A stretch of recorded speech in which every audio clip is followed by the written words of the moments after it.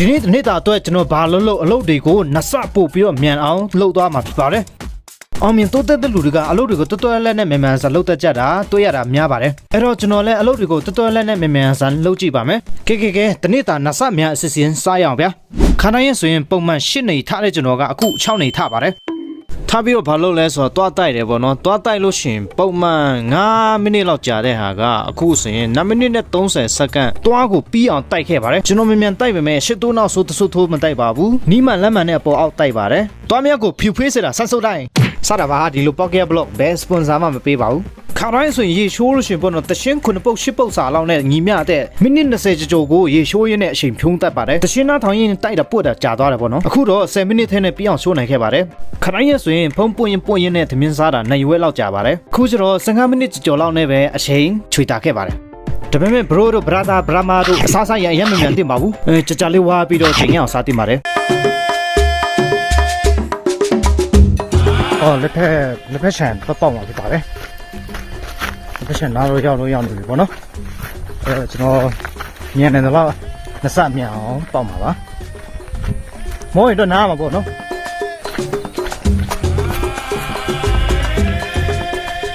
ချန်လေးရောက်နေပါပြီဝါမရွာလေးတော်လာတယ်ဒါဆိုတော့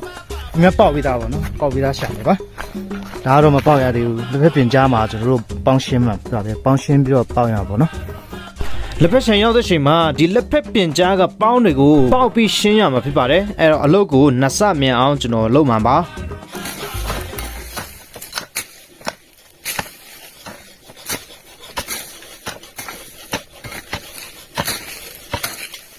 နှစ်ဆမြန်လို့လေဆိုပေမဲ့ကျွန်တော်ကဗျမ်းပတာလို့တာတစွထိုးလို့တော့မဟုတ်ဘူးဗျကျွန်တော်လက်ဖက်ပင်ကြားပေါင်းရှင်းတဲ့နေရာမှာ professional အဆင့်တော့ရှိနေပါပြီအဲ့ဒီနေ့ရှေမမကြံခဲ့တာကံကောင်းနေပေါ့နော်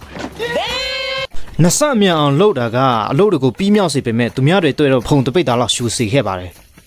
ဒီလိုနဲ့ပဲအဲ့ဒီနေ့မှာခွန်အားနှစ်ဆဆိုင်စပီကိုနှစ်ဆတိုးနဲ့အလုပ်ကိုကြိုးစားနဲ့လုပ်ခဲ့ပါတယ်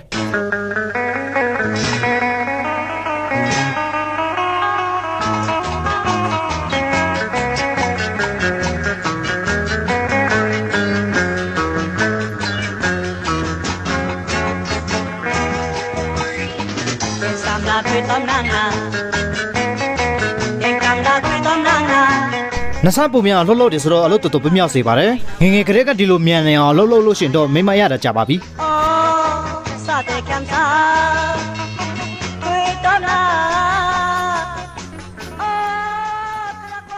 နှစ်ဆလှုပ်တော့အနားယူတဲ့အချိန်မှာလည်းနှစ်ဆအနားယူပါတယ်စတာပါပုံမှန်လေးပဲအနားယူပြီးတော့အနားယူတဲ့အချိန်မှာအသက်ဝအောင်ခြူခဲ့ပါတယ်လက်ဖက်ချန်ကနေအိမ်ပြန်ရောက်တဲ့ချိန်မှာလည်းပပတို့မမတို့လက်ဖက်ချောက်ရွေးနေတာကိုတွေ့တော့ဝင်ကူခဲ့ပါတယ်ကျွန်တော်တို့ရဲ့ချောက်ပြီးသားလက်ဖက်ချောက်တွေကိုအကျန်းတက်အချောတက်ရွေးထုတ်ရတာဖြစ်ပါတယ်ခရိုင်းဆိုရင်အလုပ်လုပ်လို့ရှိရင်အီလေးနဲ့ဖုန်းဆော့လိုက်နားလိုက်နဲ့အလုပ်မပြီးမြောက်စေပါဘူးအခုချိန်မှာကျတော့အော်ငါသားတော်ကဲနေပလားဆိုပြီးတော့အမေကနေချီးကျူးချင်းခံခဲ့ရပါတယ်ဒါပေမဲ့သူ့သားဒီနေ့ပဲကဲတာဆိုတာမသိချပါဘူးညနေပိုင်းရောက်တဲ့ချိန်မှာတော့အိမ်မှာထင်းတင်နေကြတော့ကိုကူတယ်ခဲ့ပါတယ်ကျွန်တော်စောင်းရည်ဒီအကောင်မှာထင်းတွေခုတ်ပြီးတော့နွေရတီမှာအချောက်လန်းတယ်ခွဲတယ်တူလောင်တယ်ပေါ့နော်